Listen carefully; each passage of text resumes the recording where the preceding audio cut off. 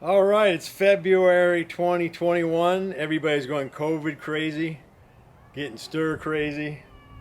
But now is as good a time as any to start getting ready for that summer hiking season. So today I thought I'd talk about shaving some ounces off and getting yourself ready for a summer backpacking season.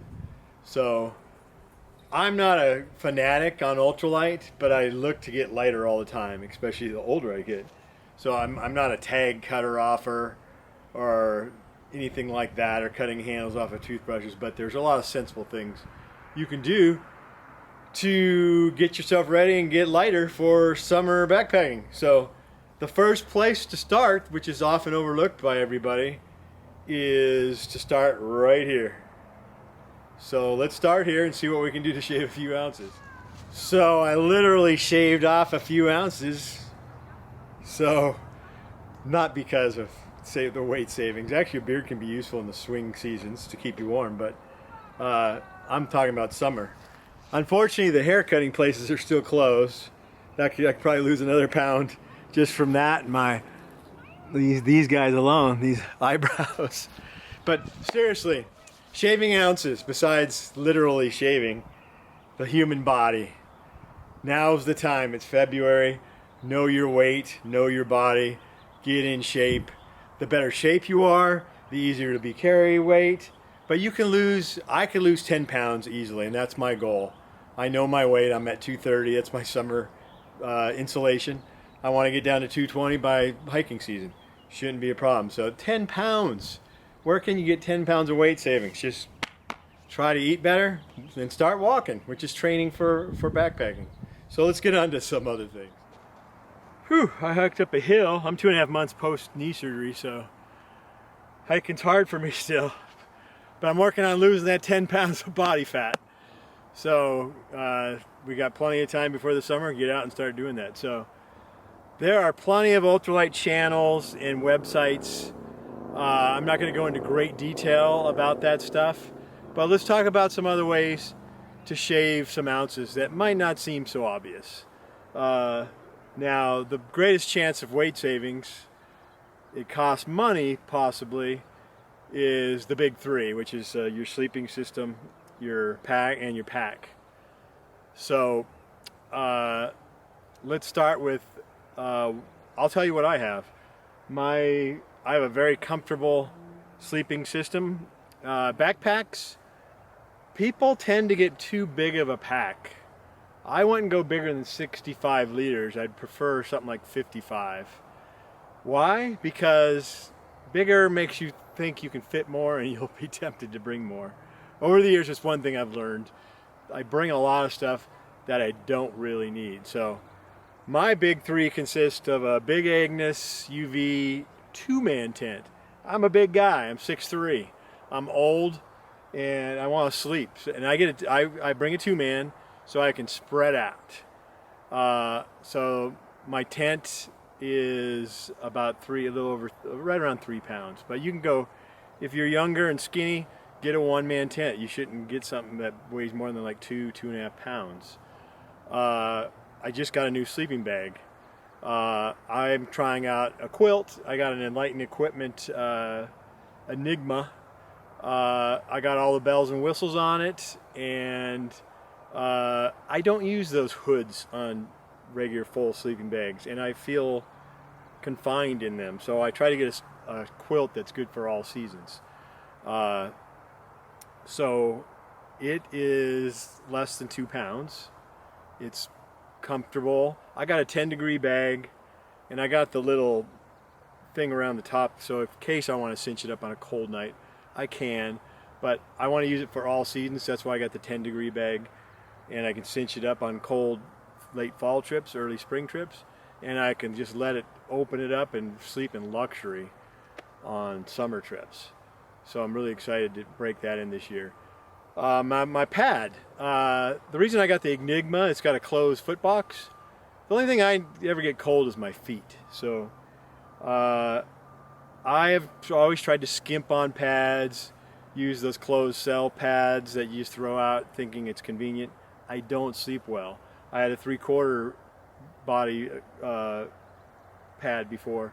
Did not sleep well. My feet get cold. Your feet need to be insulated. You can throw clothes or something down, but I use a full-on X-Bed Neo Air, expensive as hell, full, wide, weighs only a pound, but it's pricey and it's noisy as hell.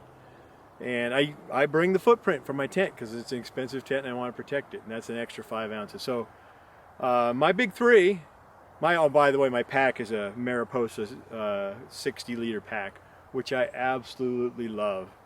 Holds 35 pounds comfortably. If you go over 35 pounds, it gets uncomfortable. So all the more reason, if you get a smaller pack, you won't bring extra crap. So my big three, base weight 8.25 pounds. Pretty good. So I'm happy with that. So I should be able to stay under 35 pounds quite easily, even on longer trips. So, and I do. So let's go with just some basic stuff. I'm going to go over water because that's a potential for a lot of weight savings. I love my Platypus gravity filter. That's for group trips, weekend trips, when I can just pump out a ton of water. I don't bring it on long trips. It is a hassle, it weighs too much. It's good for when I'm in camp a lot. If I'm doing a long hike where I'm hiking most of the time, I stick to my preferred Sawyer. Okay, so my water preference, smart water bottles. Don't bring these Nalgene's. They're heavy, not sensible. I usually bring 2 smart water bottles. And the Sawyer Squeeze, the larger one. I got a couple brand new smaller ones that I tried because I thought I would save a couple ounces. Sometimes weight savings isn't worth it, so think these things out. The smaller Sawyer Squeeze was pathetic on the flow. With 2 people, it took forever to fill up water bottles, and it wasn't good. So I stick to the larger one. I don't know, it's probably 1 or 2 ounces more. Totally worth it. So I usually carry 2 smart water bottles, and if I need to fill up more around camp or for long dry stretches, I can use this. Most of the longer trails, through hikes, PCTs, and Colorado Trail and AT and all those, John Muir Trail, you can get apps that will tell you where the water sources are. But be careful, because late in the season, sometimes those water sources are dry. So if you're hiking in a hot drought year, carry more water. But the Sierras in the spring and by midsummer, full of water. Sometimes you can get by with just 1 camel up at a hole. If you're going over a pass, you're going to want to bring 2, but just don't carry so much water. It's just dead weight. So when you get to a crossing, stuff yourself full of water, fill up your 2 water bottles, but make sure there's another water source nearby. Or it depends where you're hiking too and how many miles you can cover. So water's very heavy, so that can save you a few pounds right there, not carrying too much water. Same goes for fuel. Don't bring more fuel than you're going to use. Same with food. If you're bringing food home at the end of your trips, and I know you are because I am too, you're bringing too much food. And what kinds of food? So on long trips, I bring different foods than weekend trips. So things like, do I need to bring a mug? On solo trips, I don't always bring this, but I do like my cocoa. I don't drink coffee in the morning. I can just eat everything out of my 1 cooking pot. But on a long trip, I'll use this to hike. What we'll do in the morning, fill this up with dehydrated beans, hike with it, leave this strapped to the outside of my pack, let it heat up, and then by lunchtime you have warm, rehydrated beans, and it's a great source of protein, super light, and gives you a lot of energy. So little things like that can keep you going. Clothes is another one. People bring too many freaking clothes. When I'm doing a long hike or a through hike, you don't want to be around me. I stink.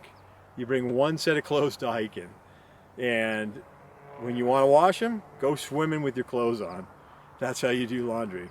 The only thing you should bring extra are underwear and socks. Socks are especially. I even have a special pair just for sleeping in. Gotta have clean socks and take care of your feet. Make sure your feet are dry. So like if you cross a river and you have to go cross in your shoes, I'll walk for a little while. I'll take my shoes and socks off and take out the inserts, then walk for a while. My shoes and wait till my shoes dry a little bit, then I'll stop. put on a dry pair of socks because you don't want to get blisters. So like I said, check out the other websites, guys like Jupiter Hikes. They're insane. He doesn't even bring a stove, I don't think, on his trips. I do. So think about time of year, upgrade your equipment. That stuff I mentioned is super, super expensive. I'm in my 60s, so I can afford that stuff, but look for lightweight things. I bought things off Craigslist for years and bartered and did all kinds of stuff to get cheaper, lightweight stuff, but it can be done. So think multifunction on a lot of things too. This is a new item that I didn't used to bring. I don't need a beanie anymore because I have this awesome buff. And like I said, I don't like the hoods on sleeping bags. So now I just sleep with this. Keeps my neck warm. If it gets cold, I just do this. And I can cover up my head. I can do this if it's cold around camp. Or if COVID's still going on, you can wear it as a mask. But I can also use it to lift off hot pans. I can stuff it with dirty, stinky clothes. For a pillow, there's just things you can do. So lay out all your stuff, examine your body, start working on that, get all your stuff in line, do some practice hikes. And if you can afford it, get some good gear. One of my favorite things I bought the smaller Bear Vault. On long trips I have to use the big one, but I try to get by with that smaller one. Frees up pack space, saves a little bit of weight, and I usually don't need that big old Bear Vault. And if it's areas where it's legal to hang, you can hang. So just lay out all your stuff, practice, and if you don't use things on short practice trips, don't bring them along. Don't forget things like first aid. I'm not going to go over that, but don't bring a big old hard packed plastic thing with tons of things to do surgery out in the field. Maybe bring a needle and some floss, a bunch of bandages, some antiseptics, things like that. I usually just have a little Ziploc of a few things, and I do use them out there. Tweezers to pull out splinters, things like that. So be frugal, treat your body well, and you will get some long, happy miles. Backpacking, I used to think when I was in my 20s and strong, would involve torture because we brought everything. But now I like to be comfortable while I'm hiking and be able to stay up and do things like fish and do day hikes around camp instead of we're trying to recover from all the pain. So I can do that now with this new gear. And yeah, just be smart and be safe and happy trails and enjoy the springtime weather. And my house is right down there. So a quick note about this hillside, it burned like a lot of things up here in California, and nature's doing its thing and it's coming back nicely, but there's a lot of brush growing in these burned out areas. So please, everybody, be safe and have fun.